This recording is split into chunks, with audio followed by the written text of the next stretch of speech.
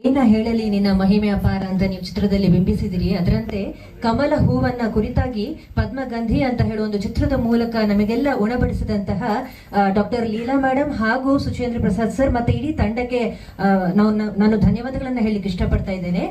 ನಮ್ಮ ಚಿತ್ರದಲ್ಲಿ ಈಗ ತೋರಿಸದಂತೆ ಮಹಾಪದ್ಮ ಆ ಹುಡುಗಿಗೆ ಯಾವ ರೀತಿ ತಾವರೆ ಬಗ್ಗೆ ಅಥವಾ ಕಮಲದ ಬಗ್ಗೆ ಒಂದು ಆಸಕ್ತಿ ಇತ್ತು, ಅದೇ ರೀತಿ ನಾನು ಕೂಡ 11 ವರ್ಷದ ಮೊದಲು ಒಂದು ತಾವರೆ ನನ್ನ ತಾರಸಿಯಲ್ಲಿ ಬೆಳೆಸಬೇಕು ಅನ್ನೋ ಒಂದು ಆ ಜಿಜ್ಞಾಸೆಯಿಂದ ಗಿಡಗಳನ್ನ ತಗೊಂಡು ಬಂದು ತಾರಸಿಯಲ್ಲಿ ಈಗ ಒಂದು 100 ಗಿಡಗಳನ್ನ ತಾವರೆ ಗಿಡಗಳನ್ನ ಬೆಳೆಸಿದ್ದೇನೆ.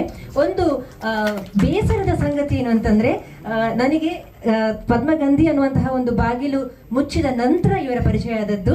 ಇಲ್ಲದಿದ್ರೆ ಬಹುಶಃ ನನ್ನ ಕೆಲವು ಗಿಡಗಳನ್ನ ಅಥವಾ ನನ್ನ ಹೂಗಳನ್ನ ಇದರಲ್ಲಿ ಖಂಡಿತವಾಗಿಯೂ ಪ್ರಸಾರ ಮಾಡಬಹುದಿತ್ತು ಅನ್ನೋದೊಂದು ಚಿಕ್ಕ ಒಂದು ಬೇಸರ. ಆದ್ರೂ ಕೂಡ ಇಂತಹ ಒಂದು ಏನ್ ಹೇಳ್ತಾರೆ ದಿಗ್ಗಜರ ಪರಿಚಯ ನನಗೆ ತಡವಾಗಿ ಆದ್ರೂ ಆದದ್ದೇ ನನ್ನ ಭಾಗ್ಯ ಅಂತ ಹೇಳಲಿಕ್ಕೆ ಇಷ್ಟಪಡ್ತಾ ಇದ್ದೇನೆ. ಧನ್ಯವಾದಗಳು.